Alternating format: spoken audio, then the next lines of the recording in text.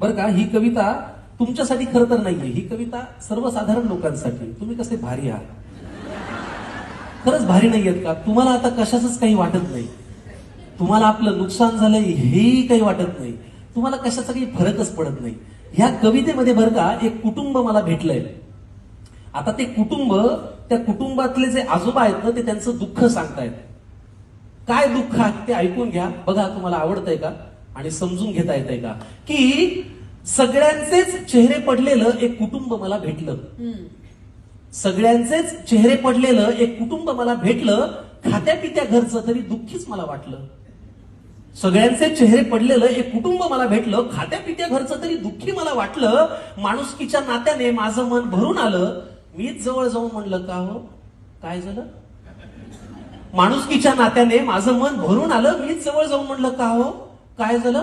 तुमच्यापैकी कुणाला काही झालंय का, तिन्ही सांजेला असे बसलात, कुणी गेलंय का.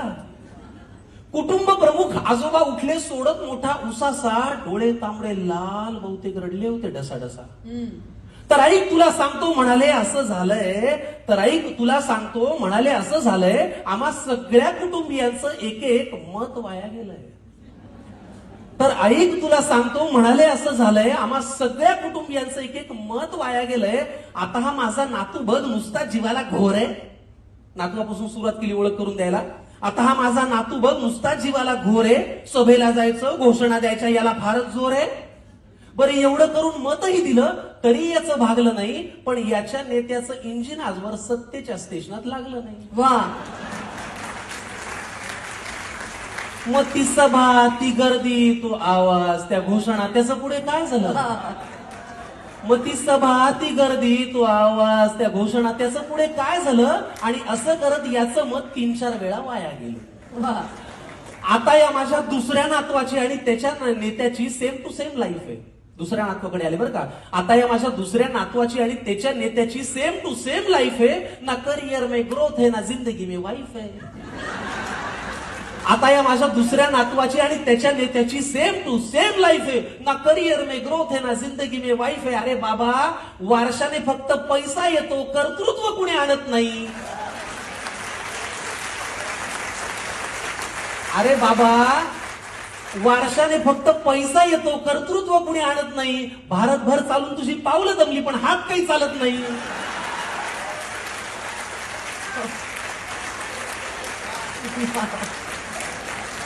मग ते धोतर, ती काठी, तो चष्मा, ते आडनाव, त्याचं पुढे काय झालं. वा, वा, वा. मग ते धोतर, ती काठी, तो चष्मा, ते आडनाव, त्याचं पुढे काय झालं. आणि असं करत याचंही मत बरीच वर्ष वाया गेलं. आता या माझ्या मुलाला बरं का राजकारणातलं फार कळतं. आता मुलापर्यंत आले. आता या माझ्या मुलाला बरं का राजकारणातलं फार कळतं. याचं मन गेली अनेक वर्ष घड्याळातली वेळ पाळतं. आता या माझ्या मुलाला बरं का राजकारणातलं फार कळतं. याचं मन गेली अनेक वर्ष घड्याळातली वेळ पाळतं. चुकली वेळ, झाला खेळ, वेगळं संधान साधलं. एका साहेबाचं घड्याळ दुसऱ्या साहेबांनी स्वतःच्या हातावर बांधलं.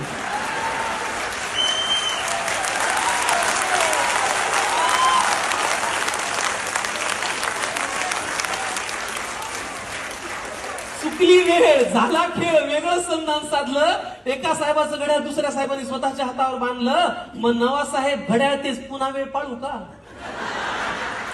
नवा साहेब घड्याळ तेच पुन्हा वेळ पाळू का. का जुन्या साहेबासोबत राहून तुतारीतून आवाज काढू का.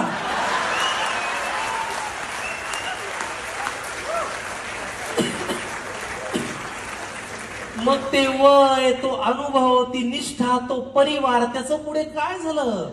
असं करत या माझ्या मुलाचं मत मात्र वाया गेलं. आता ही माझी सून अस्मिता तशी धाडसीच म्हणायची. काय नाव काय. अस्मिता, सुनेपर्यंत आले दादा. हा. आता ही माझी सून अस्मिता अस्मिता तशी धाडसीच म्हणायची. जरा कोणी नडलं ना की घरातला बाण काढायची. आता ही माझी सून अस्मिता तशी धाडसी म्हणायची. जरा कोणी नडलं की घरातला बाण काढायची. मी तिला कितीदा म्हणलं, सूनबाई बाण जपून वापरायचा असतो ग, एकदा हातातून सुटला की परत येत नसतो ग. मी तिला कितीदा म्हणलं, सुनबाई बाण जपून वापरायचा असतो ग, एकदा हातातून सुटला की परत येत नसतो ग. मग जी मनातही नव्हती ती भीती खरी झाली. अहो, जिथे शब्दांनी आग लागायची तिथे हातात मशाल आली. वा वा. मग तो बाण, तो बाणा, ते कडवट, ते सैनिक यांच्यात असं काय झालं? पण असं करत या माझ्या सुनेचं मत मात्र वाया गेलं. वा. आता ही माझी बायको बर का, ही घडवेल तेच घरात घडतं. बायको परत आले ना. आता ही माझी बायको बर का, ही घडवेल तेच घरात घडतं. नाव हिचं लक्ष्मी, हिला कमळ फार आवडतं. आता ही माझी बायको बर का, ही घडवेल तेच घरात घडतं. नाव हिचं लक्ष्मी, हिला कमळ फार आवडतं. मी लगेच पुढे विचारलं, माझी उत्सुकता त्यांना दिसली असेल की अहो कमळ जिथल्या तिथेच आहे, मग यांचं मत वाया गेलं नसेल. मी लगेच पुढे विचारलं, माझी उत्सुकता त्यांना दिसली असेल, अहो कमळ जिथल्या तिथेच आहे, मग यांचं मत वाया गेलं नसेल. आजोबा म्हणाले, ती दुःखात नाहीये तशी, पण तिच्या मनात तळमळ आहे, कारण ज्यांच्या विरोधात मत दिलं त्यांच्याच हातात आता कमळ आहे.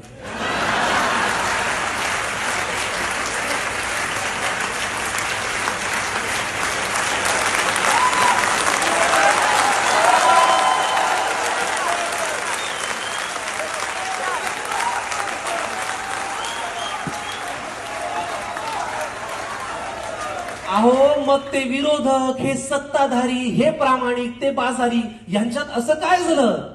पण असं करत या माझ्या बायकोचं आता वाटतंय मत मात्र वाया गेलं. त्यामुळे पुढाऱ्यांनो, तुम्ही कितीही पक्ष बदलून म्हणालात की हाच माझा पक्ष आहे, तरी एक गोष्ट लक्षात ठेवा की आमचं तुमच्याकडे लक्ष आहे.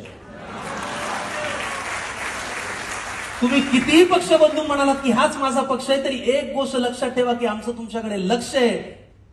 त्यामुळे इथून पुढे तरी दिलेल्या मताची किंमत जरा तरी ठेवा.